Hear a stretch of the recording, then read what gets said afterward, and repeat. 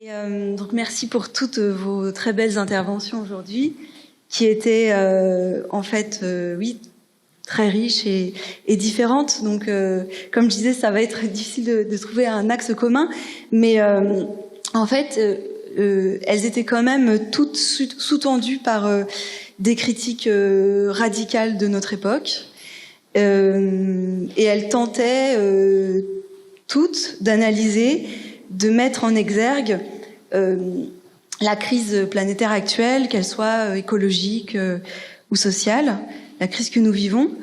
Et vous avez parlé d'anthropocène, de réchauffement climatique. Vous avez parlé aussi du chemin anticosmique très regrettable qu'a pris l'homme. Vous avez parlé donc de la séparation entre nature et culture, de la technocratie des mesures, notamment de la qualité de l'eau et de l'air, parfois loin des problèmes de terrain, de la dissonance cognitive. Et vous avez aussi tous, en plus d'avoir formulé ces critiques, vous avez aussi formulé des propositions, des solutions. Et notamment vous, Éric Guilliardi, vous avez parlé du fait que vous pensiez que les scientifiques devaient sortir de leur laboratoire, que les communautés humaines, une par une, devaient faire des efforts et s'organiser pour lutter contre le réchauffement planétaire. Arnaud Villani, vous avez parlé de corriger la capacité langagière, la capacité qu'a le langage à dissimuler et à mentir. Et du coup, en observant ça, ces critiques et ces solutions, je me demandais, en fait, dans votre activité de recherche et d'écriture, à qui profondément vous vous adressez ou vous espérez vous adresser. J'ai entendu, notamment le premier jour, quelqu'un qui parlait de changer petit à petit les mentalités des citoyens. J'ai entendu aussi, Éric, aujourd'hui, que vous disiez parfois vous adresser aux décideurs, que vous écriviez parfois clairement pour les décideurs. J'ai rarement entendu que vous souhaitiez vous adresser aux industriels, aux dominants économiques, qui pourtant, à travers vos exposés, sont souvent à l'origine des bouleversements que vous avez critiqués. Et voilà, je voulais vous laisser vous exprimer autour de cette question de l'adresse, en fait, enfin de la destination de vos travaux. Et je voulais commencer par vous, Éric, qui aviez ouvert la journée. Je pense, comme je l'ai dit tout à l'heure, moi personnellement, je pense que de fonctionner dans un prisme, il y a des dominants, des dominés, il y a des méchants, des gentils. Je ne suis pas sûr qu'on avance comme ça. Les dominants économiques, bon, certes, il y a des lobbies, mais c'est nous qui achetons les produits, c'est nous qui avons utilisé une voiture pour aller quelque part. On fait société tous ensemble. Donc, le rôle du scientifique, certes, c'est un citoyen qui vote et qui a ses opinions comme tout le monde, mais en tant que communauté scientifique, on est là pour contribuer à ce que la société s'empare d'un problème sur des bases plus rationnelles, alors avec tout ce que ça a de limite. Je vous rejoins totalement, voilà, mais c'est notre rôle. En tant que scientifique, la société attend de nous qu'on fasse de la connaissance et qu'on la mette à disposition du plus grand nombre. Maintenant, comment la société s'en empare, on veut contribuer à ce qu'elle s'en empare le mieux possible. C'est pour ça qu'on a créé le GIEC, par exemple, des choses comme ça. Mais c'est forcément limité à ce qu'on peut faire. Maintenant, vis-à-vis d'entreprises, on parlait tout à l'heure de calcul froid de certains qui sont là à voir leurs bénéfices, mais la raison d'être d'une entreprise, c'est de faire des bénéfices. Ils sont là pour ça. C'est pas caché, c'est clair pour tout le monde. Maintenant, on peut faire un choix de société de dire on veut moins d'entreprises qui gagnent de l'argent. Là, c'est autre chose. Mais le fait qu'ils s'emparent du problème climatique pour voir comment est-ce que ça va affecter leur activité, Moi, personnellement, je trouve ça normal et sain. Et d'ailleurs, ceux qui ne vont pas le faire, ils vont en pâtir. Parce qu'ils vont subir des conséquences qu'ils n'auront pas anticipées, etc. Voilà, début de réponse. Mais en tout cas, il y avait quand même une notion d'urgence dans vos propos ce matin. Vous disiez d'ailleurs que les solutions technologiques n'étaient pas compatibles avec l'urgence de la situation.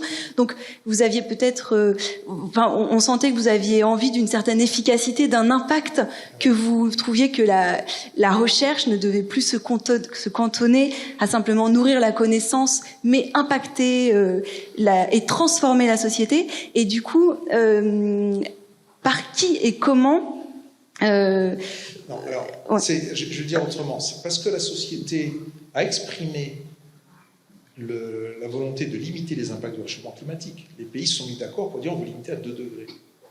Nous disons si vous voulez limiter à 2 degrés, il y a urgence. Et donc voilà ce que ça veut dire. Ça veut dire qu'il faut laisser 80% des réserves connues de pétrole, de charbon et de gaz en sous-sol, par exemple. Maintenant, la société, on espère que les sociétés démocratiques vont s'emparer du problème et les gérer dans toute la dimension de leur société, pas juste par le biais climatique.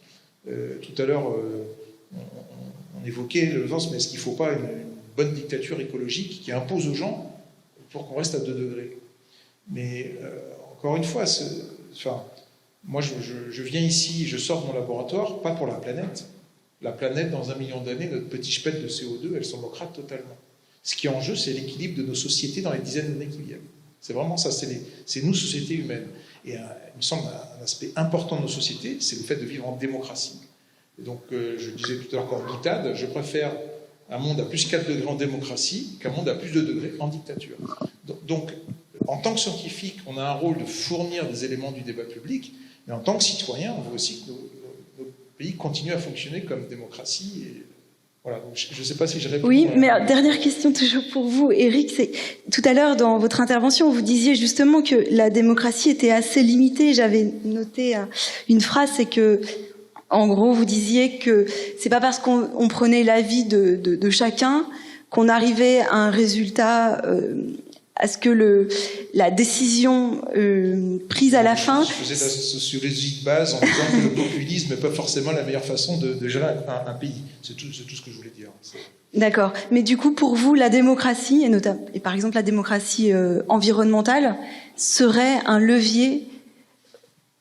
serait aussi un levier pour répondre aux enjeux et aux critiques que vous avez formulées ce matin?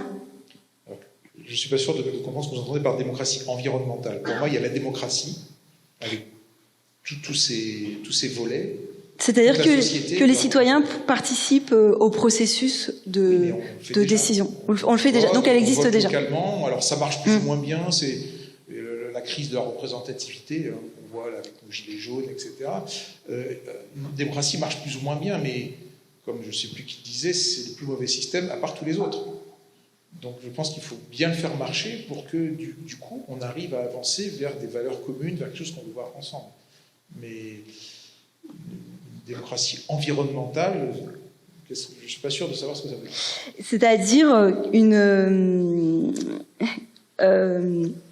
la participation des citoyens aux décisions et aux politiques environnementales. Enfin voilà, à ces processus-là.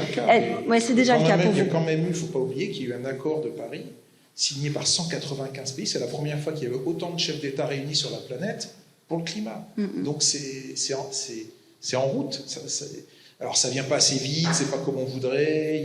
Chacun s'en empare avec son petit bout de la lorgnette pour mettre en marche, en perspective ses valeurs ou ce qui lui tient à cœur.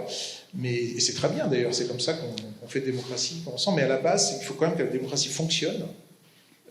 Pour qu'on puisse prendre les meilleures décisions au plus grand nombre. Enfin, voilà, alors là, j'ai enlevé ma casquette de climatologue. Enfin, oui et non, parce que on a des débats entre nous, voilà, jusqu'où on va dans la société, mais je ne pense pas qu'on puisse aller plus loin que la position qu'on a trouvée aujourd'hui. Alors, on intervient en public, on montre comment se fait la science, plus pour montrer sur quoi doivent se baser des décisions que de se baser sur soit des fausses informations, soit des solutions qu'on montrait qui ne fonctionnaient pas. C'est notre rôle de dire attendez, vous dites qu'il faut faire ça, mais non, l'émission de carbone, ce n'est pas une solution. On n'est pas en train de dire laquelle il faut pousser, mais plutôt de montrer du doigt quand ça ne marche pas.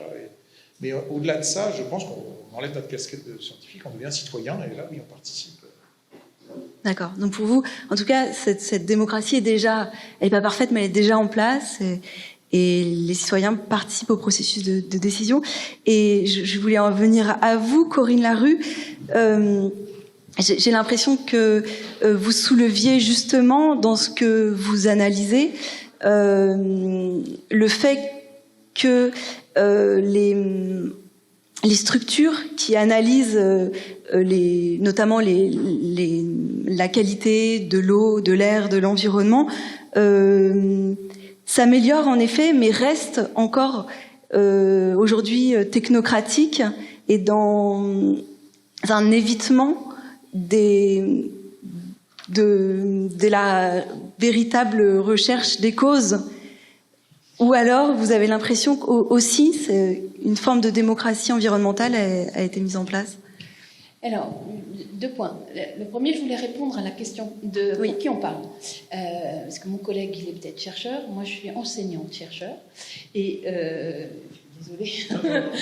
et moi, je forme des urbanistes qui vont être à la manœuvre dans 5-6 ans dessus.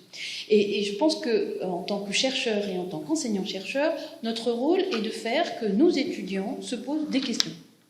Et que c'est ça notre rôle principal. Et donc moi, je parle d'abord à mes étudiants pour leur dire il y a toujours des choses, mais il y a toujours des choses derrière des choses.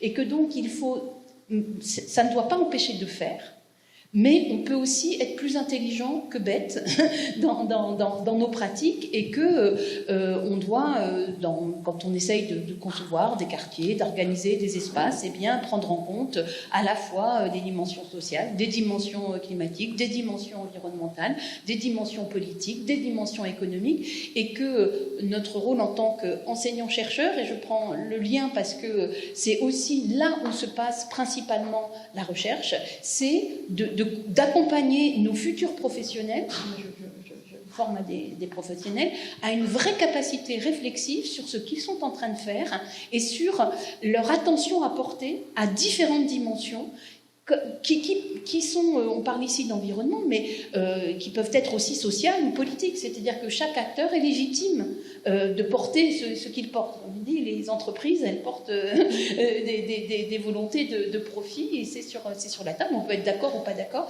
Et ça, je pense qu'à qui on parle, il est là. Après, en tant qu'enseignant-chercheur, on est aussi expert, entre guillemets, et moi je ne rechigne pas, parce que je trouve que c'est intéressant d'être dans des espaces un peu intermédiaires qu'on appelle conseil scientifique de tel et tel organisme de l'État ou des collectivités ou des associations. Enfin, on a de multiples lieux où on est sollicité, donc on les choisit en général. Et là, on est plus dans c'est nous qui posons les questions. C'est-à-dire que on ne fait pas faire, on fait directement. On est plus exposé dans ce cadre-là. Et donc la parole qu'on a à avoir, ou en tout cas moi le rôle que j'essaye de jouer dans ces différentes instances, c'est toujours les questions. Et c'est peut-être ce qui distingue quelque part sciences dites inhumaines avec les sciences plus humaines, c'est que on va plutôt être centré sur le questionnement. C'est le même processus, mais on ne va pas forcément chercher à amener une solution, c'est en tout cas comme ça, c'est plutôt à faire attention au processus. Et du coup, pour cette question de démocratie environnementale, et pour revenir à votre deuxième question, ce que j'ai essayé de montrer, c'est que rien n'est neutre, rien n'est objectif. Il y a toujours un élément situé dans une société, dans un endroit, dans un contexte, avec des acteurs. Et ce qui est important, c'est finalement la capacité de débat, la capacité de mise en regard, de mise en perspective, et que les données qui sont produites sur la qualité de l'eau ne sont pas des données à prendre en soi. Elles sont aussi à questionner au regard de qui les a produites et dans quelle perspective.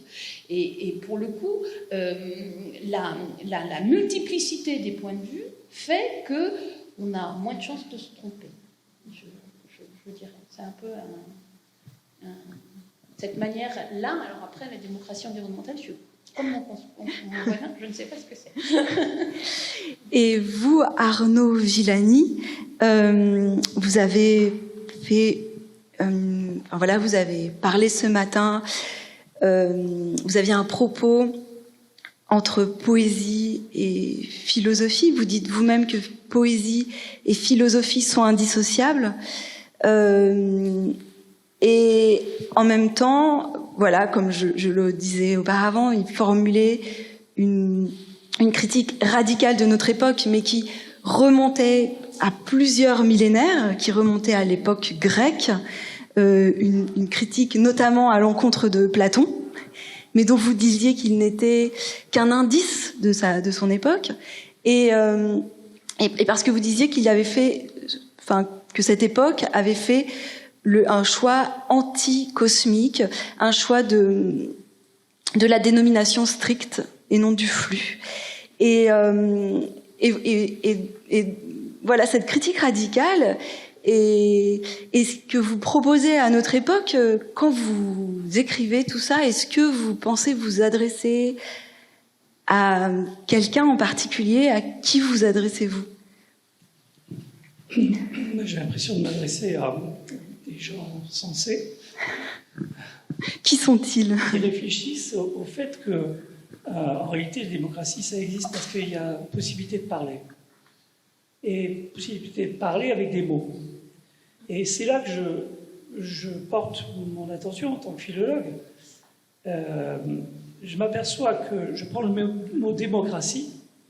Démocratie, ça veut dire pouvoir politique du peuple, sauf que ça a été inventé, oui, pensé par les Grecs, mais démos, à leur époque, c'était pas vraiment tout le monde. Ça excluait beaucoup de catégories, les métèques, les esclaves, etc. Je prends le deuxième mot, kratos, et je m'aperçois qu'il vient d'une très longue tradition où ça voulait dire, comme j'ai dit ce matin, la force qu'on retire de quelque chose qui vous environne et vous nourrit. En fait, c'est la nature maternante. Or, qu'est-ce que c'est devenu? Le pouvoir politique dominant, qui exclut et qui punit. Je suis étonné par cette évolution du mot. Donc, dans le seul mot démocratie, vous avez déjà une sorte de conflit des sens qui m'interroge et qui me pousse à aller plus loin. Je prends le mot politique et je m'aperçois qu'on utilise le mot politique à partir de son origine polis, ça veut dire la cité. Et la cité, ça veut dire que tout ce qui a été fait avant, pendant des millénaires et des dizaines de millénaires, qui était produit par des communautés traditionnelles, c'était pas politique alors. Ils discutaient très raisonnablement, ils excluaient notamment l'accumulation et la possession, ils contrôlaient l'individu qui commence à accumuler sur lui la gloire, la fortune, le pouvoir, et je trouve que c'est un comportement extrêmement politique. Donc voilà 3 mots, démocratie, politique, qui sont extrêmement glissants, dangereux, et si on reste fixé sur ces mots-là, eh ben on part sur des directions qui sont de nouveau extrêmement dangereuses, et peut-être même de la guerre. Alors je vais compléter ça par une autre analyse. Si vous voulez, il y a dans le chant 1 de l'Iliade un débat, un combat, littéralement entre des chefs. Ils sont réunis, c'est les chefs guerriers grecs, achéens, qui sont réunis. En fait, ils sont réunis pourquoi? Pas vraiment pour discuter, pour se partager un butin. Un butin, c'est quoi? C'est, on a massacré une ville, on a tué les hommes, on a violé les femmes, on a pris quelques femmes, cependant, en esclavage, et on se partage un butin sanglant. Bien. Eh bien, ce qu'on appelle ce mésone, c'est le mot grec, ça veut dire c'est au milieu. Il y a un butin au milieu, on est autour. Ce mésone grec, proto-grec, a été pris comme modèle du proto-politique par des intellectuels français que, à l'époque, je suivais d'un bon œil, mais après, je me suis aperçu qu'il y avait là quelque chose d'extraordinaire, parce qu'on faisait finalement de la source de la démocratie politique un mésone de guerrier Ils se partagent un butin après une razzia. Déjà, premier problème. Deuxièmement, il y a quelqu'un d'extérieur au cercle de quelques guerriers qui veut prendre la parole, on le frappe, etc. Donc, de même, là, je m'inquiète et je dis, si l'origine du politique que nous vivons en ce moment, c'est se mettre autour du table pour se partager un butin, je ne suis pas d'accord. Encore une fois, les communautés traditionnelles, elles, quand elles se réunissaient, ne se réunissaient pas seulement en tant qu'hommes, mais elles se réunissaient en tant que représentants toutes les entités du cosmos.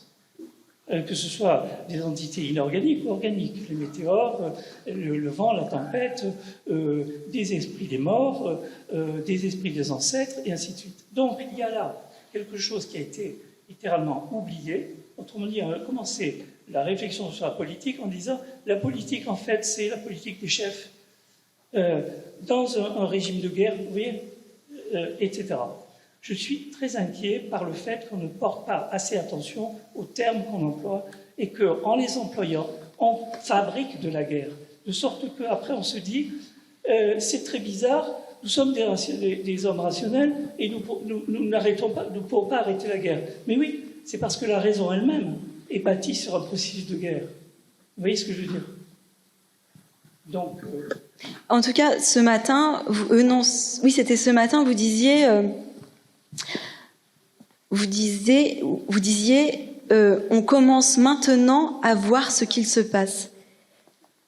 Et cette phrase est quand même restée un peu mystérieuse pour moi. Vous vouliez dire que ce qu'il avait commencé à se passer à l'époque grecque, c'était justement la formation d'une politique différente et qui... Ça, c'est autre chose. C'est un problème de pensée, c'est pas seulement un problème de mots. Problème de pensée, c'est-à-dire, si on regarde les présocratiques, c'est-à-dire ceux qui précèdent Socrate et Platon, mais après, il faut discuter sur le fait, est-ce que Socrate est un présocratique ou est-ce que Socrate est un post-socratique, c'est-à-dire un platonicien. Mais, pas entrer là-dedans, mais si on regarde donc les présocratiques, on s'aperçoit que leur pensée n'est pas une pensée dichotomique. Elle prend son train. Au revoir, Corinne, et merci. Leur pensée n'est pas une pensée dichotomique. Et on peut mettre en évidence, dans la pensée présocratique, ce qu'on appelle en grec le symbolon, c'est-à-dire un peu comme le modèle du yin et yang. Vous avez un élément et un autre élément opposé. Dans l'élément A, vous avez une sorte de incise ou inscription de l'élément B, et dans l'élément B, la réciproque. Autrement dit, la lutte entre ces deux éléments ne produit pas une solution du type vainqueur-vaincu, esclave-maître, mais produit un maintien de l'unité de ces deux éléments en opposition, de sorte que les deux éléments gagnent en puissance et non pas perdent de la puissance. Voilà le symbolum grec. Les présocratiques fondent leur travail sur le symbolum. Il n'y a pas d'opposition tranchée. On refuse l'exclusion. Eh bien, vous passez à Platon, c'est le type même du philosophe qui exclut. Est-ce que cette position d'un philosophe qui exclut et qui, en même temps, crée la transcendance, n'est pas propre à créer de la guerre? Or, nous disons, avec les présocratiques, nous sommes dans l'irrationnel, après Socrate et Platon, nous sommes dans le rationnel. Comment voulez-vous que la guerre ne naisse pas, même de l'intérieur de la raison, de ces conditions? Voilà. Ça vous inspire, Édouard? Oui, ça m'inspire pas mal. Je sais pas, moi j'ai quand même traversé beaucoup de cultures différentes. Je suis toujours allé à la rencontre, j'ai toujours été très curieux, notamment peut-être par la composition même de mes origines, dans le sens où j'ai à peu près toutes les religions incluses dans mes origines. Et c'est vrai que j'ai un problème avec ce mot de rationalité, peut-être aussi parce que je ne suis pas allé à l'école très longtemps. Mais quand je vois le résultat de la rationalité humaine aujourd'hui devant mes yeux, j'ai quand même pas mal de mal à me dire que c'est vraiment rationnel. Et parfois, je me demande si quelque chose d'irrationnel, c'est-à-dire quelque chose de plus cosmique, où quand même on a des sociétés tribales, que ce soit en Afrique, que ce soit en Europe, que ce soit en Amérique du Sud, en Amérique du Nord, et partout en fait, et qui ont d'ailleurs des trames de symbolique extrêmement proches, hein, si elles n'étaient pas finalement, alors peut-être qu'elles avaient leur part de violence intrinsèque et compagnie, mais au moins elles préservaient leur environnement. Et pour moi, c'est quelque chose d'assez flagrant dans tout ce que j'ai rencontré, c'est que on parle de croyances, alors que ce soit en la démocratie, que ce soit en une religion, que ce soit, mais c'est toujours pour amenuiser l'autre, en fait, d'une certaine manière. Moi, je pense pas que la société française soit mieux organisée qu'une tribu amazonienne non contactée. Et il suffit de... Alors, effectivement, on a énormément de technologies, de connaissances, on peut parler. Moi, j'estime vivre en démocratie aussi, puisque je peux penser ce que je veux. Alors parfois, je ne peux pas dire tout ce que je veux, quand même. Il faut quand même le dire. Mais je peux au moins penser tout ce que je veux. Et ça me paraît quand même important. Mais dans la mesure où... Et là, je parle en tant que magnétiseur, je quitte mais en tant que... Enfin, une société qui détruit son environnement, pour moi, elle est pas du tout rationnelle. Et qui se détruit les uns les autres, et qui adore un dieu argent, je trouve ça complètement irrationnel, au contraire. Et je me demande si ces sociétés anciennes, qui ont été formées ensuite par des luttes politiques, des luttes religieuses, et des luttes d'asservissement des masses, que ce soit par la structure même de la religion, enfin, et toutes les religions sont incluses dans ce process, je pense. Et je me demande si finalement on n'aurait pas beaucoup plus à apprendre de ces sociétés dites primitives, et nous considérons comme civilisés, mais on est en même temps en train de détruire la nature, les animaux, notre propre capacité à vivre sur la planète. Et ça me questionne, oui, ça m'inspire et ça me questionne en même temps. C'est un peu aussi ce que vous sembliez dire ce matin, Arnaud Villani, qu'il y avait des modèles ancestraux qui vous semblaient inspirants. C'est ça. J'ai été frappé par le fait que dans de très nombreuses communautés traditionnelles, il y a un principe de non-accumulation. Quand il y a trop de manioc, on le met sur la place du village et on le brûle, ou on le laisse pourrir. Et on évite... je crois qu'on a mal pensé la question de l'individu et du collectif. Je ne crois pas que la société traditionnelle ou la communauté traditionnelle soit une mort de l'individu ou une espèce de restriction totale de l'individu. Il y a simplement un plus grand intérêt à agir collectivement pour le bien commun, de façon sensée, en donnant la parole à ceux qui, justement, gardent la maîtrise de cette relation avec les flux cosmiques. Il y a beaucoup plus d'intérêt à discuter avec des chamans, avec des medicine man, avec des gens qui ont une pratique de la nature, que à discuter entre des personnes qui au fond, ne poursuivent qu'un but, c'est effectivement l'argent, la destruction de l'environnement, etc. Je crois qu'il y a une rationalité profonde des communautés traditionnelles qui ne se dit pas par la raison, mais qui se dit par l'harmonie ou l'équilibre. Je disais ce matin qu'il y avait un geste, et je suis très attentif aux ruptures comme ça dans la pensée, il y avait un geste qui était très décisif quand Sophocle, et je pense que la tragédie grecque n'est pas du tout l'histoire d'un homme qui affronte le destin ou pas affronte les lieux. La tragédie grecque, c'est l'état présent, à l'époque au IVe, au Ve siècle, l'état présent des problèmes, des tensions qui sont en train de naître dans la pensée. Et l'exemple est typique.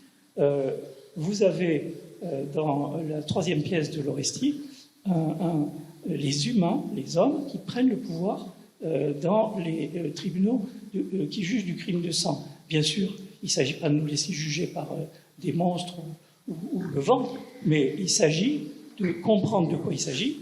À partir du moment où il n'y a plus de frein, où il n'y a plus de retenue dans l'appropriation des biens terrestres et dans le face-à-face avec les autres hommes ou avec les femmes, à partir de ce moment-là, on ne peut que vivre dans une irrationalité totale. Donc je crois effectivement que les communautés traditionnelles ont énormément à nous apprendre. Vous, Éric, ce matin, vous disiez, au contraire, peut-être, on peut dire que vous pensez qu'il y avait quand même, vous croyez en la notion de progrès et qu'il y avait une amélioration, oui, de la connaissance et de la conscience humaine. Et pour vous, de quand date, on pourrait dire, enfin si on peut appeler ça comme ça, l'erreur de chemin de l'humanité qui fait qu'elle est aujourd'hui, qu'elle a causé cet anthropocène dont vous parliez, enfin en tout cas qu'elle a provoqué ce bouleversement climatique. Parce que j'enlève complètement ma casquette de climatologue parce que je prétends pas du tout. Je suis pas historien ni philosophe. Ça, le climat, enfin l'empreinte sur le climat ne permet pas de dire à peu près de quand ça date et pour quelles raisons. Si, on peut effectivement l'empreinte de l'homme sur le climat. Alors il y a un débat sur quand commence l'anthropocène, hein, puisqu'on propose qu'une nouvelle ère géologique s'ouvre. Où ça soit l'ère influencée par l'homme, hein, anthropocène, jusqu'à présent dans l'holocène, hein, qui est une ère géologique. Et en fait, les aires géologiques se voient par des changements nets au niveau géologique.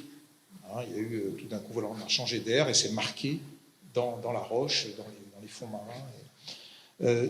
Donc il y a un débat, est-ce que c'est à partir du moment où 1850, la révolution industrielle, la forte augmentation des gaz à effet de serre, est-ce que c'est au néolithique qu'on a commencé à avoir un impact sur l'environnement en chassant et en coupant des arbres? Est-ce que c'est entre les deux? Il y a un débat.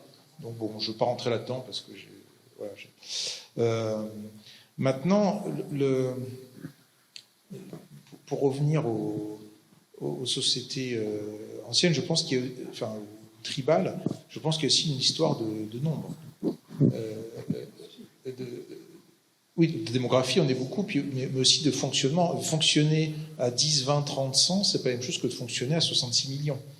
Et donc on a des choses à apprendre d'eux, mais est-ce que tout est transposable? On ne peut pas revenir en arrière, on ne reviendra pas à nos sociétés, les sociétés tribales qui existaient.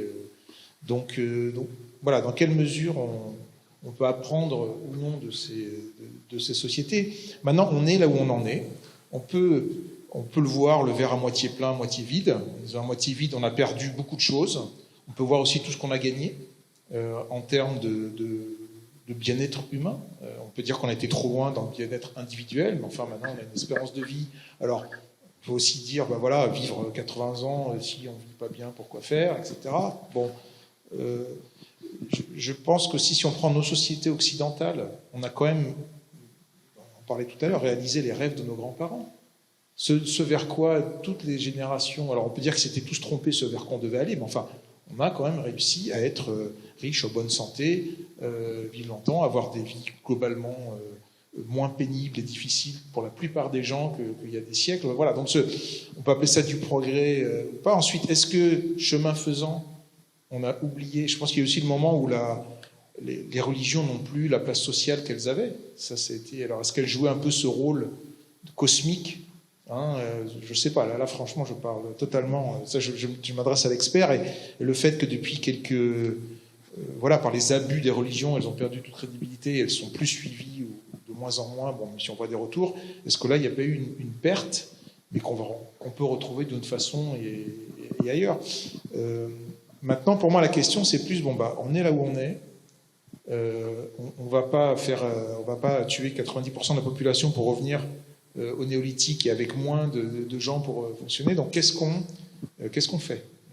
Là, vraiment, la question est, donc je pose une question à vous. Comment est-ce qu'on peut utiliser vous analysez cette bifurcation qu'il y a eu.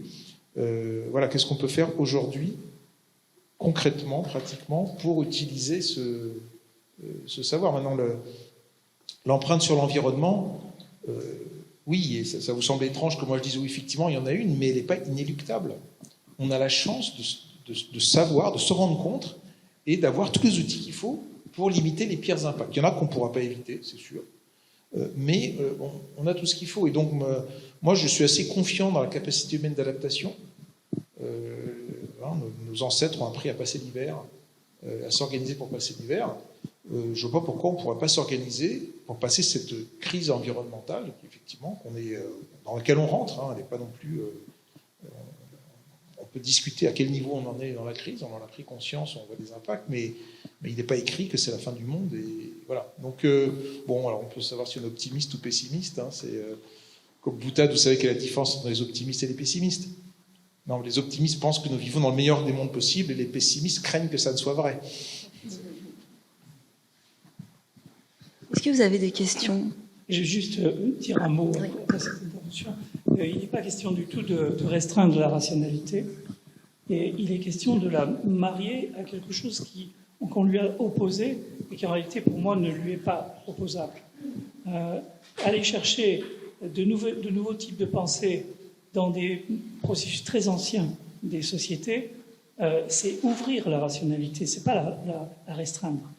La rationalité a besoin de donner la parole à beaucoup plus de gens que ce qu'elle fait actuellement. D'abord, bien entendu, du côté des enfants, des femmes, etc., de tous ceux qui sont opprimés. Deuxièmement, on voit bien le débat du côté des êtres qui sont à la fois sensibles et on ne sait pas s'ils sont pensants, mais enfin, ça pourrait bien être le cas dans les animaux et sans doute aussi dans les végétaux. Donc ça ouvre déjà infiniment la rationalité. Et d'autre part, ce qui me paraît aussi essentiel, c'est qu'on arrête de se tromper dans les choix décisifs.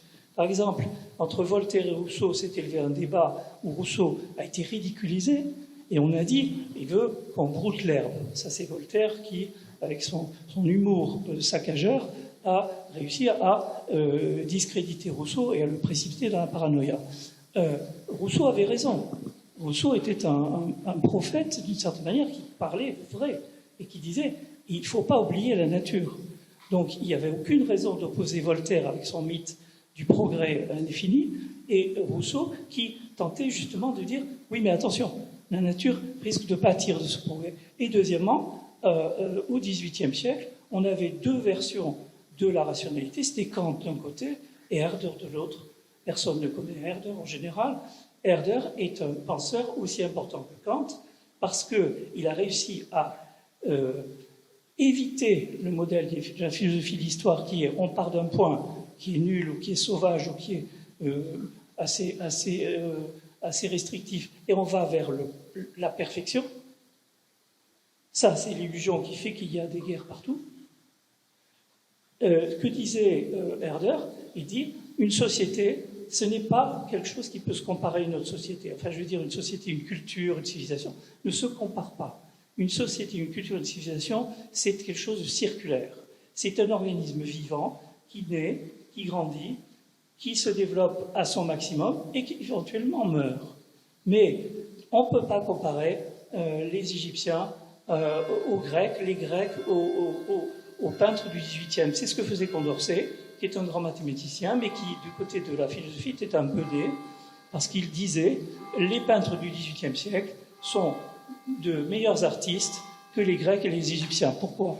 Parce qu'on est au XVIIIe. D'accord?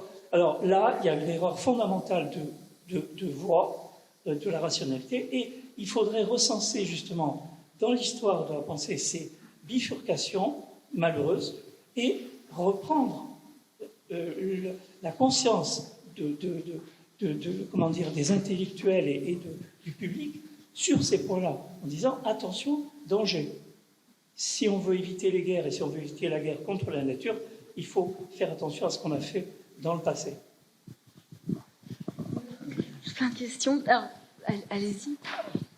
C'est une question qui s'adresse peut-être à Eric, parce que j'aimerais bien partager votre optimisme modéré. Simplement, je constate que vous parlez des sociétés humaines. Et Arnaud nous a dit qu'il fallait faire très attention aux mots qu'on emploie. Et la société ne se compose pas uniquement d'humains. Et peut-être on va s'en sortir, mais on est quand même, on partage ces contrées avec d'autres peuples, avec d'autres espèces, et parfois on a tendance à minimiser leur présence sur le territoire, et que finalement, dans un sens, on est responsable pour ce qu'ils deviennent, et on sait qu'ils disparaissent à tir à l'arigot.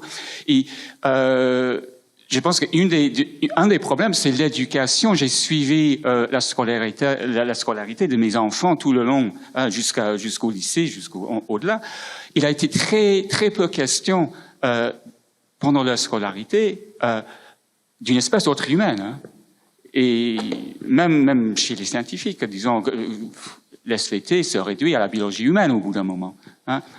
Il n'y a pas de cours de botanique, il n'y a pas de cours de zoologie.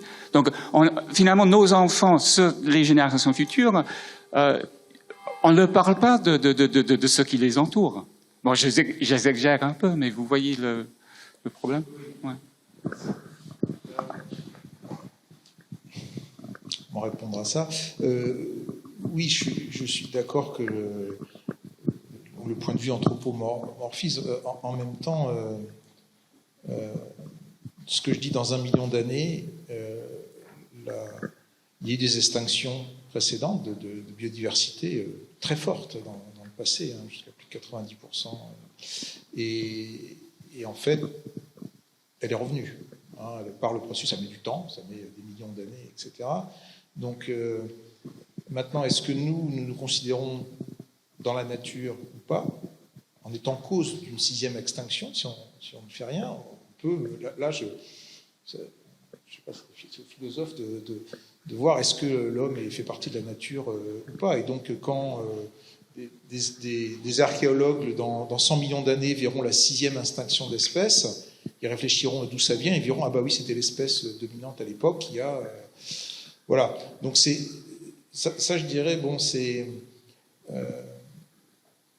est-ce que... Ensuite, bon, comment dire, est-ce qu'il faut se décentrer au point de réfléchir à ces échelles de temps-là ou pas? Moi, j'ai presque envie de dire, j'ai envie quand même de m'occuper des prochaines dizaines d'années. Ce qui me... je rejoins tout ce qui a été dit et le fait de vivre en meilleure harmonie avec les animaux, l'environnement naturel, c'est important. Mais les humains aussi. Et donc, il faut trouver un équilibre où tout le monde se retrouve. C'est-à-dire que quand moi je vois les impacts climatiques qui se préparent si on ne fait rien dans les dizaines d'années qui viennent, la souffrance humaine que ça suppose, elle est gigantesque, énorme. Sûrement animale aussi, environnementale. Mais ce que je veux dire, c'est que si on est occupé à gérer des famines ici, des dizaines de millions de migrants là, tout ça, on ne va pas tellement s'occuper de notre environnement animal et du reste. Et on dit souvent que voilà, les préoccupations environnementales, c'est une préoccupation de pays riches qui ont pu justement s'extraire de problèmes de base pour un peu lever la tête et voir, regarder son environnement. Dans les pays en développement, l'environnement, c'est pas le problème. Et d'ailleurs, quand on voit il y a des détritus partout, c'est pas leur priorité. Ils ont d'autres priorités. Donc si c'est pas ce que disent les peuples premiers, quand même. Disons là. Non, mais je dis aujourd'hui. C'est ce qu'on voit aujourd'hui, c'est ce qu'on observe dans les pays où il y a de la famine. Les préoccupations environnementales, savoir s'il faut préserver la biodiversité, ça leur... Peut-être, mais ce que je veux dire, c'est que en tant qu'action de groupe, ça va pas être dans leur priorité. Et c'est pour ça que c'est global et qu'il faut s'en occuper globalement. Mais ce que je veux dire, c'est que si on se retrouve aux prises avec des guerres et liés à problèmes de famine, d'accès à l'eau, etc., on ne pourra pas décider de s'occuper d'autres problèmes. Ça risque de devenir tellement présent. Et je vous rappelle que le GIEC a eu le prix Nobel de la paix. Ça n'a pas été un prix Nobel scientifique, c'était parce que là on s'est ému d'1 million de migrants qui arrivaient de Syrie, sécheresse 2005-2009, qui ont poussé des populations rurales vers les villes et ont participé à la déstabilisation politique du pays. Je ne suis pas en train de dire, on s'attend que le bassin méditerranéen soit de plus en plus sec avec le réchauffement climatique, donc je ne suis pas en train de dire que le climat est l'origine de ça, ce que juste c'est que ça relève ou ça abaisse des niveaux de vulnérabilité. Les historiens ont bien documenté la période 1780 où il y a eu plusieurs éruptions volcaniques qui ont refroidi la planète pendant quelques années. Il y a eu ces fameuses années sans été, des récoltes très mauvaises, des famines qui ont fait que la Révolution française est arrivée en 1789 et pas en 1815. Elle sera arrivée, mais donc ce que notre environnement va modifier nos seuils de vulnérabilité. Il y a des questions, pas mal dans le public, il y en a beaucoup. Je vais tenter de répondre. Vous voulez ajouter quelque chose ? Dire un mot, c'est que je ne vois pas comment on peut distinguer entre ici l'intérêt des hommes et l'intérêt de la planète. Il y a une symbiose absolue entre les espèces et nous. Et il se trouve que les espèces, quand elles fonctionnent toujours dans un équilibre. Elles refont toujours de l'équilibre, elles restaurent toujours. Tandis que nous n'arrêtons pas d'attaquer, d'affaiblir, de mettre en danger la planète et tous ses habitants par milliards. Donc non seulement des hommes. Je crois que justement, alors le problème c'est que seul l'homme est conscient. Et donc il agit consciemment. Aucune autre espèce ne le peut. Donc évidemment c'est à nous, en tant que responsables éthiquement, de prendre les mesures pour assurer non seulement notre survie, qui est un problème effectivement de biodiversité, etc., et de climatologie, mais assurer la survie de la nature, qui est notre seule possibilité de continuer à vivre, et de continuer à vivre en tant qu'être pensant. Donc je ne vois pas pourquoi on devrait scinder entre pensée consciente et inconscient, ou involontaire naturel, et ainsi de suite. Nature et culture, c'est le même combat, c'est le même débat. C'est justement, la catastrophe, c'est que justement la pensée dite rationnelle, à partir de Platon, et à mon avis beaucoup plus avant, a commencé à couper entre nature et culture. Les autres questions ? Alors, Madame Larue disait que rien n'est neutre, tout est situé. Bon, moi je suis architecte et j'étais urbaniste aussi. Et je me suis beaucoup intéressé à partir des années 75 à tous les problèmes donc de réchauffement climatique, qui ont débouché sur une prise en compte beaucoup plus large de l'environnement et des questions d'environnement. Et à partir donc de la conférence de Rio en 92, donc je dois dire que j'ai été extrêmement touché par la notion de développement durable. Donc Madame Larue, elle également donc y a fait allusion. Et j'ai participé personnellement, donc, mais au titre d'associations internationales, à un certain nombre de conférences, donc, des Nations Unies, sur ces sujets. Et je dois dire que dans ces conférences, alors que on était bien conscient déjà de tous les problèmes de la planète sur le plan donc des dégradations diverses. J'ai vraiment eu, comme beaucoup d'autres personnes, le sentiment que avec cette prise de conscience de la nécessité d'un développement qui ne prenne pas en compte uniquement les nécessités, les besoins immédiats, on allait peut-être remettre les choses un peu dans l'ordre.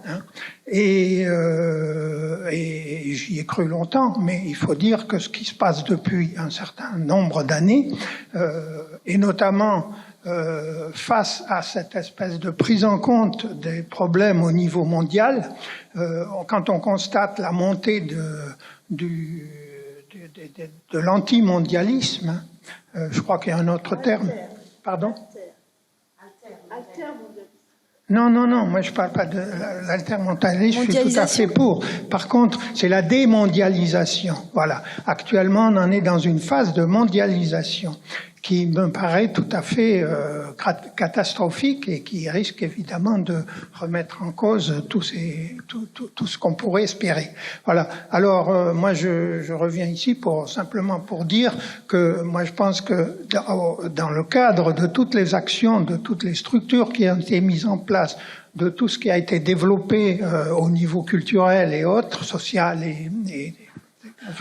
il y a eu vraiment beaucoup de choses et actuellement j'ai vraiment l'impression que tout ça c'est complètement mis sous le tapis. Voilà. C'était ma contribution à la pensée démocratique environnementale. Merci beaucoup. Il y a une question juste derrière. Oui, bonjour. Alors moi, je voulais vous remercier de cette ouverture sur la raison. Effectivement, j'ai l'impression que ça soit sur l'éducation ou sur le discours de communication, la raison est toujours est toujours du côté de la situation actuelle. Alors il me semble, j'ai pu assister qu'à 2 demi-journées. Je suis pas du tout universitaire. Je suis ingénieur, donc je suis hyper technique. Donc je suis censée être formée pour la raison, mais je donne des cours en tant qu'intervenante professionnelle pour expliquer tous les problèmes environnementaux. Donc vraiment, moi, j'ai changé mes cours parce que je les déprimais, les pauvres. Et alors après, ils me disaient, mais du coup, on peut rien faire parce qu'on va dans le mur.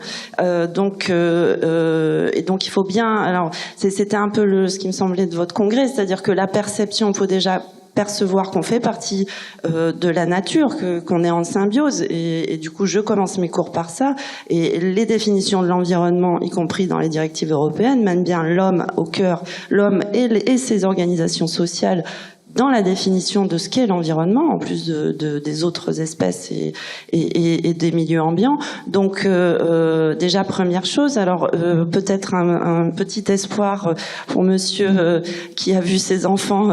Moi, la mienne, elle est au collège, et au collège, enfin, on a des notions de biodiversité. Dans le programme de 5e, on a des notions de cycle de vie, on a des notions de rapport nord-sud qui sont abordées en SVT. Donc ça peut-être que ça va donner des adultes un peu plus conscients bientôt. Et alors juste une dernière contribution, c'est que j'ai lu récemment un article de Christophe Bonneuil qui résumait donc son livre sur l'anthropocène qu'il a fait avec Frézos et qui raconte tout ça, la notion d'anthropocène, et il disait le sérieux doit changer de camp. C'est-à-dire que effectivement, peut-être que quand on pense différemment, quand on ouvre sa raison, on est beaucoup plus sérieux que ce qu'on veut bien nous faire croire, et que ce sérieux-là, un peu différent, ouvert sur d'autres façons de penser, il est amené. C'est ça qu'on doit faire avancer.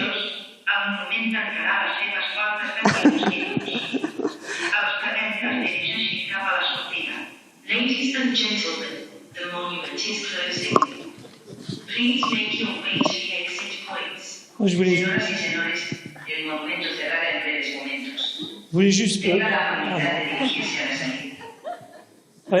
voulais juste faire une espèce de saut à la limite en disant il y a un ministre de l'environnement, de l'écologie, etc., qui a démissionné. Je pense que c'est le gouvernement qui aurait dû démissionner et lui rester. Parce que, en réalité, le politique actuel n'est pas du politique.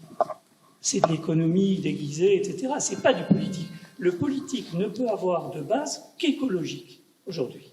Donc, on devrait avoir des nuances d'écologie qui composeraient le gouvernement du pays et peut-être même des pays. Le reste, c'est de l'ancien temps. Ce sont des divisions complètement désuètes. Voilà. Encore une question. Oui, non, Édouard voulait... Moi, j'aurais voulu répondre à monsieur et peut-être en même temps à madame.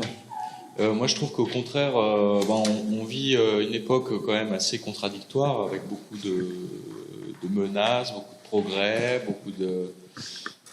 et moi, je peux pas m'empêcher d'être optimiste, en fait, parce que dans la mondialisation, il y a effectivement beaucoup d'effets pervers, mais il y a aussi beaucoup de choses extraordinaires. Moi, je me rappelle avoir rencontré un météorologue, l'Eden Project, pendant une rencontre à Plymouth, et il travaillait justement pour le Comité international de la Croix-Rouge pour la prévention des catastrophes naturelles.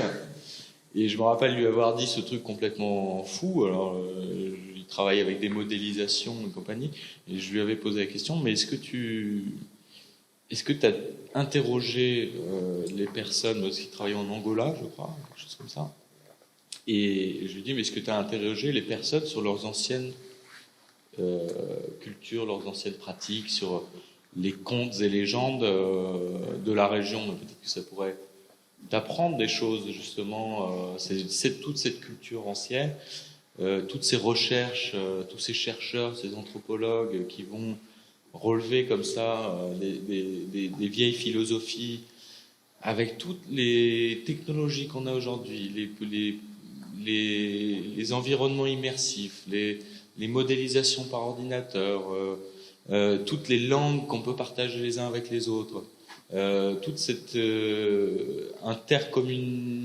tout ce transfert de communication et d'énergie. Je trouve qu'au contraire, je vais utiliser un mot un peu très capitaliste, mais c'est un véritable challenge, je trouve, pour l'humanité. Et moi, je peux pas m'empêcher de voir les choses comme ça aujourd'hui, parce que sinon, on se demande ce qu'on fait là, quoi.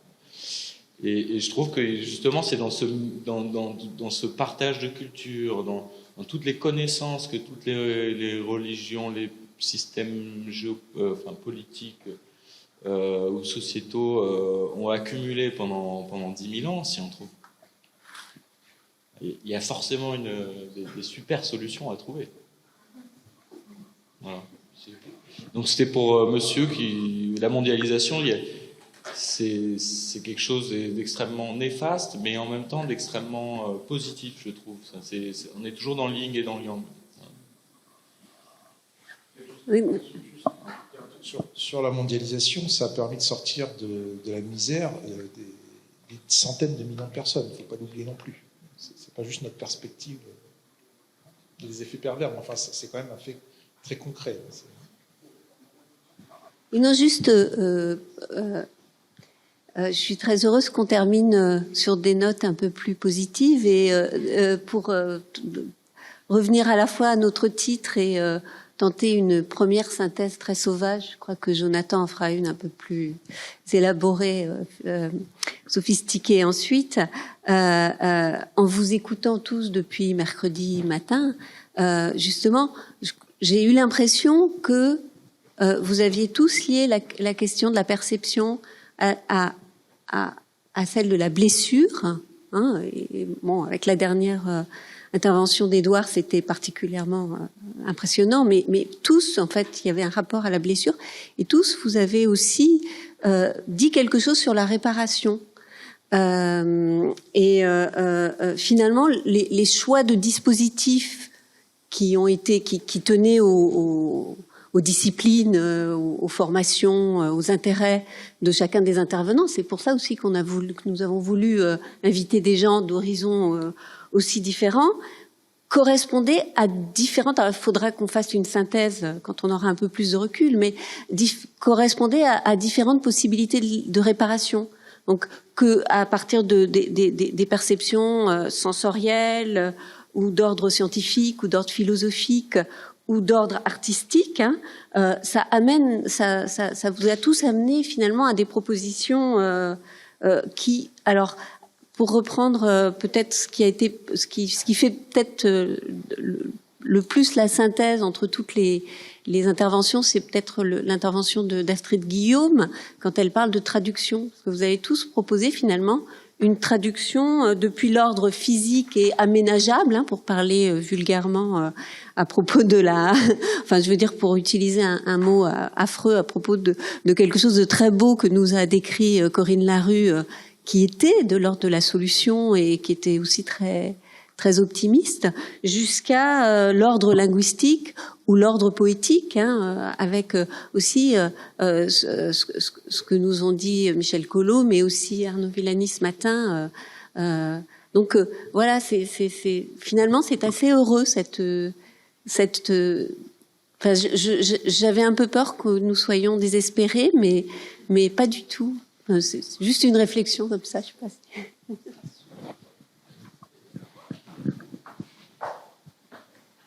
Merci. Oui, une remarque qui va aussi dans le même sens. On a tous conscience que le degré de certitude est atteint, hein. Il y a urgence. On est confronté à une situation qui nous met tous dans une position d'égalité sur le fond. Après, il y a beaucoup d'inégalités qui se révèlent et il y a des déséquilibres économiques, des équilibres mondiaux. Mais ce qu'il faudrait peut-être souligner dans le cadre d'un congrès comme celui-là, où on a essayé de rassembler justement des compétences et des horizons très très différents, ou plutôt des regards pour converger vers le même horizon, c'est le fait qu'il existe aussi, comme l'a rappelé Marie-Angèle Hermite dès le premier jour, des opérations qui montrent que les peuples premiers, par exemple, sont arrivés à protéger un site comme la rivière Wanganui chez les Maoris.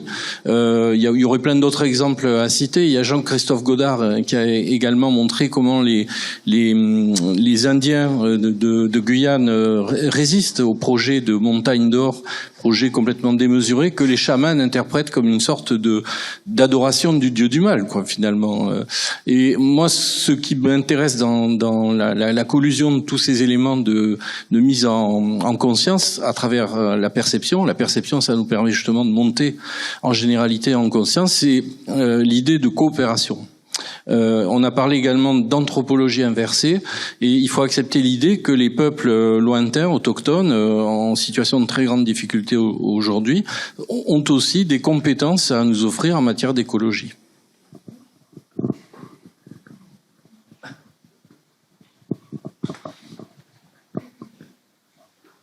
C'était la dernière question. Du coup, je me rends pas compte du temps qu'on a encore et de l'heure qu'il est. 17h25. Donc on a encore, on peut encore rester discuter en fait. Vous avez vos trains après 18h. Vous vouliez encore vous vouliez intervenir, monsieur? On va vous passer un micro.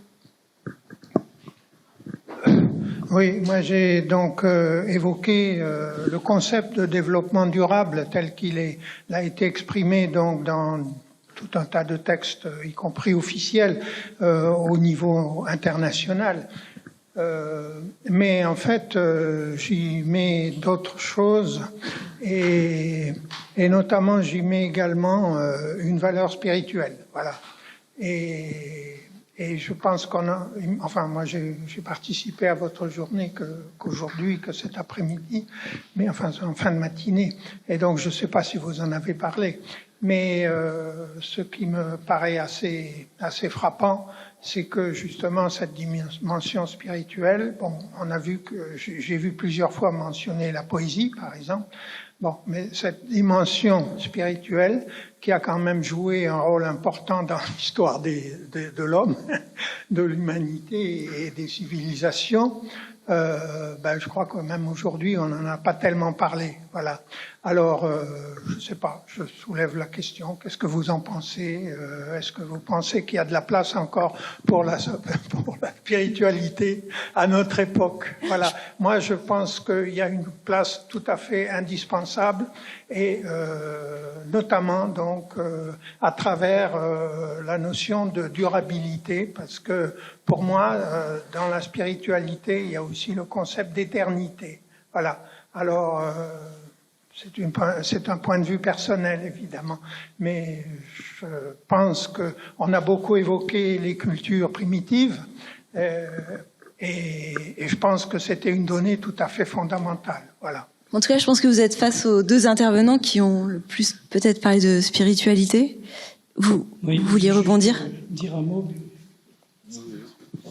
Juste pour dire que là encore, on a un mot qui est un peu difficile et dangereux, parce que la spiritualité, ça peut effectivement recouvrir des choses qui sont, alors là, carrément anti-rationnelles et n'importe quoi. Donc, effectivement, il y a de la spiritualité dans la pensée humaine, et heureusement, il y a de la spiritualité dans l'art, dans la poésie, dans la peinture, etc., dans la musique. Et il y a de la spiritualité dans la façon dont les peuples se sont accoutumés et assimilés accoutumés à leur paysage, et on en fait des mythes. Donc, bien sûr, c'est une dimension qui existe. La seule chose, c'est qu'il ne faut pas que ce mot devienne un mot transcendant, qui nous fasse perdre dans le dédale d'une imagination fantastique. La spiritualité, c'est une donnée humaine, mais c'est aussi une donnée du cosmos, de la Terre dans son ensemble. Il y a de la spiritualité dans la biodiversité. Donc, je crois que là aussi, il faut partager. Moi, ce que je retiens de ce colloque, de ce congrès tout à fait magnifique, c'est que, au fond, c'est une question de parole. Les Grecs ont inventé la parole en public. Agoreo, c'est le mot qui revient sans arrêt chez les Grecs, et prendre la parole en public, c'est très important. C'est peut-être le principe même de la démocratie. Mais prendre la parole en public, ça peut aussi se combiner à saisir la parole pour l'enlever à l'autre. Et c'est cette relation qui est justement fondamentale. Est-ce qu'on garde un système dans lequel tout le monde peut parler, tout le monde peut prendre la parole, ou est-ce qu'on prend la parole, on l'enlève aux autres? C'est un peu le débat.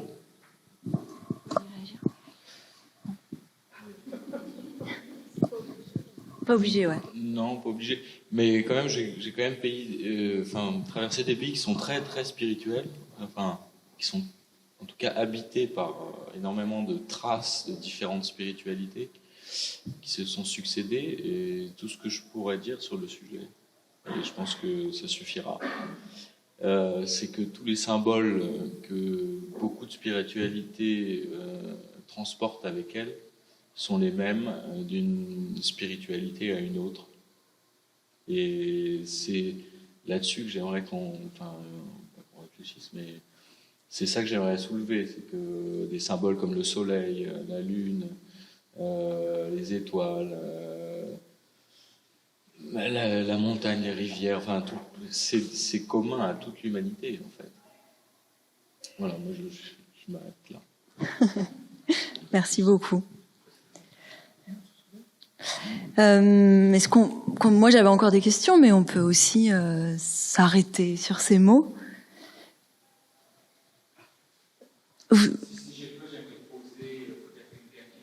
Oui.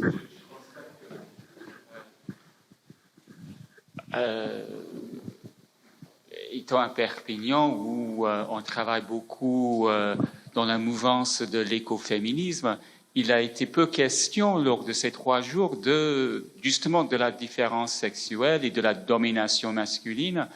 Est-ce que là j'ouvre tout un pan, c'est peut-être pas le moment de le faire, mais je sais que Arnaud, vous avez voulu nous dire quelques mots là-dessus. Hein, si... Tu veux vous voir maintenant en public. Hein, Ah oui, donc j'ai été frappé par un livre dont j'ai été étonné que personne ne le connaisse dans mon entourage, universitaire ou autre, qui est un livre qui s'intitule « Avant les dieux, la mère universelle ». C'est un livre de Françoise Gange qui est paru en 2012, qui a été réédité en 2014. Françoise Gange est décédée depuis, mais c'est un livre qui reprend quelque chose qui avait été évoqué par Bachhofen, mais qui avait dérangé, parce que ça présentait les choses selon matriarcat, patriarcat, donc plutôt d'une façon politique, tandis que Françoise Gange la présente simplement en reprenant des mythes qui sont sumériens, babyloniens, des versions hittites, des versions ninivites, etc. Elle reprend ces mythes et elle décode dans chaque mythe, donc Gilgamesh, je pense que tout le monde connaît ça, décode dans ces mythes des strates. Et ces strates mettent en évidence qu'un culte de la déesse mère qui, en fait, doit courir depuis le paléolithique, ou peut-être le néolithique, aux alentours de moins 2000, et peut-être même au-delà, parce qu'il persiste quand même des traces chez les Grecs, notamment en Inde, il y a eu une persistance de cette dimension féminine divine. Donc cette déesse mère a été agressée par des peuples qui soutenaient au contraire l'existence de dieux mâles, et ces déesses mères ont été les unes après les autres soit mises en esclavage, soit tuées, les peuples adorant ces déesses mères disparaissant aussi éventuellement physiquement. Donc on a une histoire là religieuse d'une sorte de guerre fondamentale entre la représentation de la déesse mère, qui est la nature, bien entendu, c'est-à-dire une considération bienveillante pour tous les êtres de la Terre, et des dieux mâles qui, au contraire, sont des dieux de la guerre et de la conquête. Je ne veux pas accorder à ce travail de Françoise Gange une importance décisive avant d'avoir eu d'autres documents pour étayer son travail, mais dans la mesure où personnellement j'ai perçu cette guerre dans la pensée, dans le discours philosophique depuis Platon jusqu'à nos jours, avec évidemment des inversions, je me demande si on n'a pas une piste là pour comprendre comment la raison s'est faite sur un terreau qui n'était pas un terreau bienveillant. Voilà simplement c'est la question que je pose.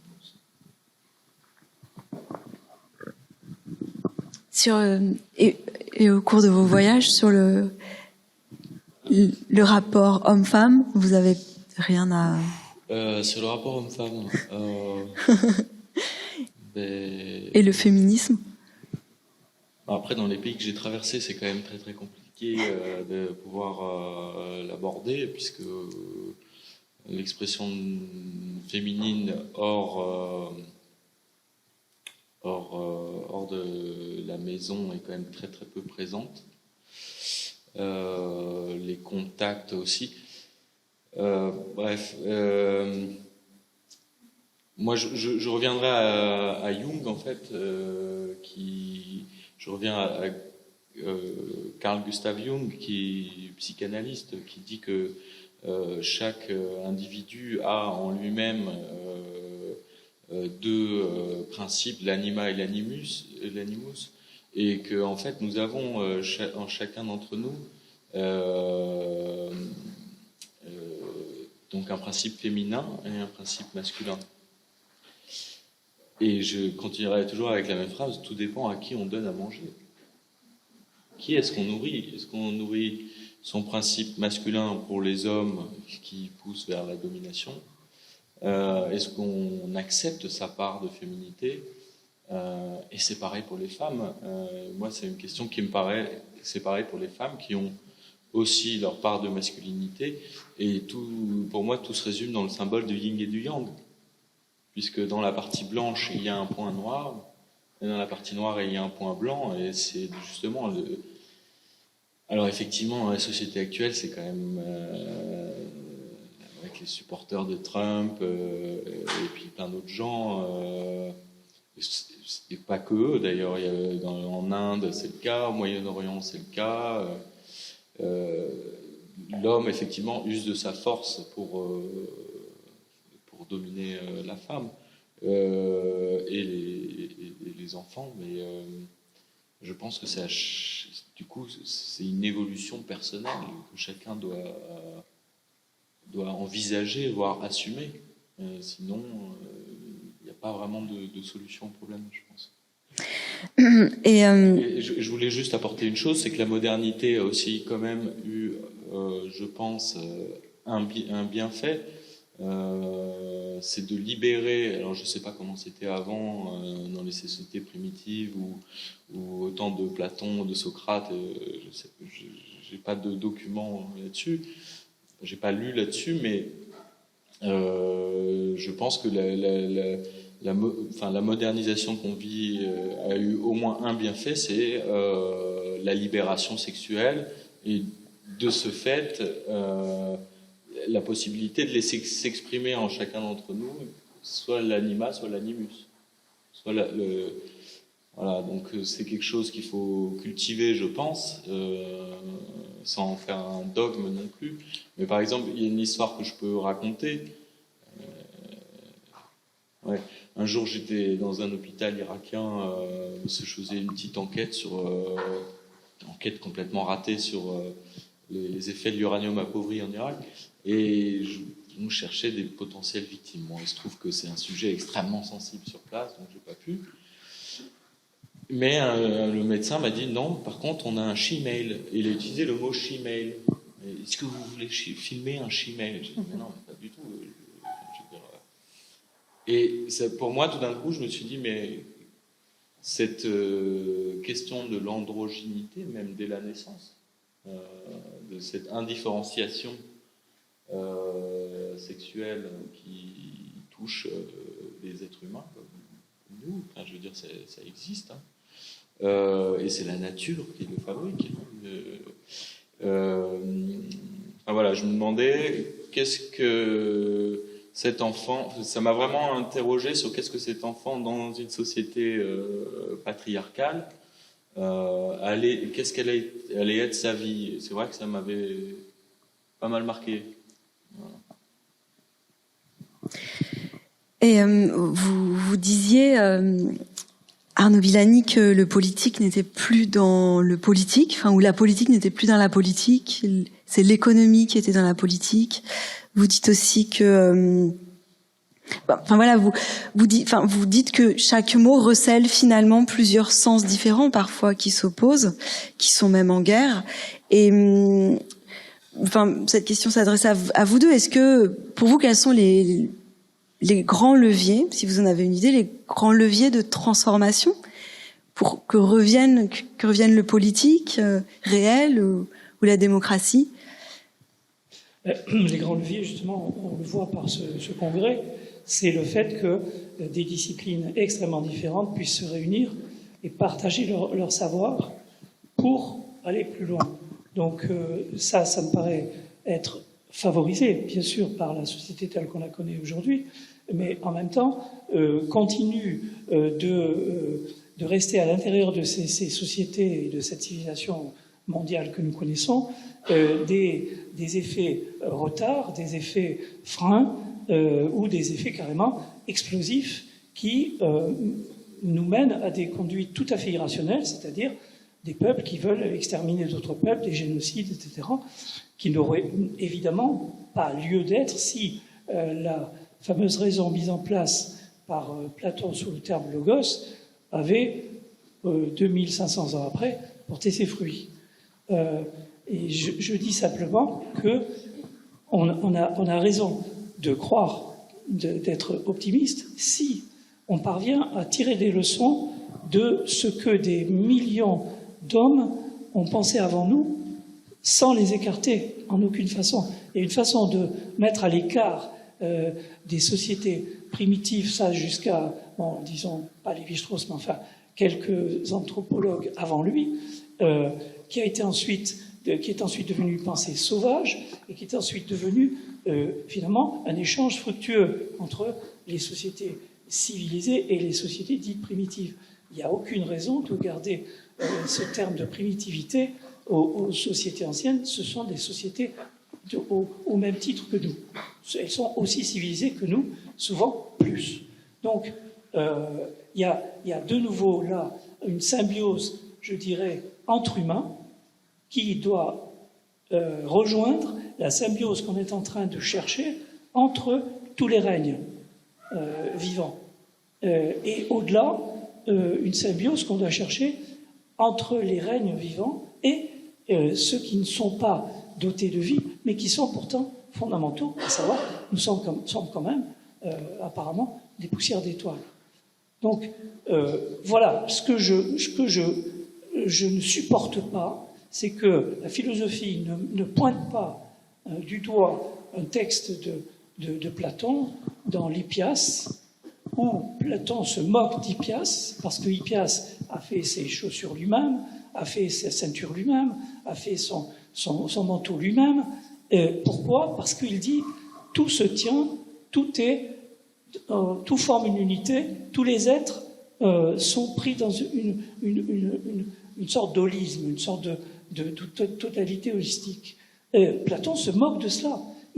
Le principe de Platon, c'est de casser ça. Pourquoi? Parce que ça, c'est le principe cosmique. Donc, personnellement, je date le devenir de la pensée en pensée que j'appelle de guerre à ce texte de Platon. Je ne dis pas que c'est Platon qui en est responsable, c'est une certaine évolution de la politique à l'époque grecque qui tend vers les cavaliers, tend vers l'oligarchie, et veut en quelque sorte restaurer ce qui existait au 8e siècle, ce qu'on appelait la féodalité grecque. Voilà ce qui s'est passé, et voilà ce qui, malheureusement, a entaché la réflexion passionnante, extraordinaire, et d'une langue magnifique qui s'appelle Platon. Merci beaucoup. Et après, on va devoir s'arrêter parce qu'il y a des... Vous voulez peut-être dire un dernier mot, et puis après, je pense qu'il y a des conclusions qui doivent être... Non, on n'a pas le temps. La synthèse, dans un sens, a déjà été faite par ma collègue Nathalie Solomon. Moi, je ne pourrais pas mieux faire qu'elle. Et d'ailleurs, Jean-Louis aussi, Arnaud et Édouard, vos propos de la fin ont été très synthétiques et magnifiques. Donc, je n'aurais pas la témérité d'ajouter quelque chose de mon chef. J'aimerais simplement, pour terminer, remercier Inès d'avoir animé la table ronde d'une manière si professionnelle. J'aimerais aussi remercier mes collègues, ceux qui sont restés jusqu'à la fin et qui ont contribué à rendre ces 3 journées si mémorables, si je puis dire. Et Stéphanie Fernandez, Françoise Mignon, Nathalie Solomon, Alice Blanc. Où êtes-vous? Elle se cache, Mireille Corrent. Voilà, Mireille, le poisson, c'est de Mireille. Est-ce que j'ai oublié quelqu'un? Virginie, elle est là? Oh oui, elle est toujours là, Virginie Soulier. Et Marie Chauveau, Jean-Louis Olive, Isabelle Caz, et Sylvain, il est parti aussi, où est-ce qu'il... Oui. Donc, oui, bon, et encore une fois, disons merci d'avoir été si géniaux, ces 3 journées. Donc, on va bâtir quelque chose à partir de ces 3 journées. Je ne sais pas quoi encore, mais il y aura plus que des mises en ligne et des publications, il y aura quelque chose de plus constituant, je dirais. Ouais.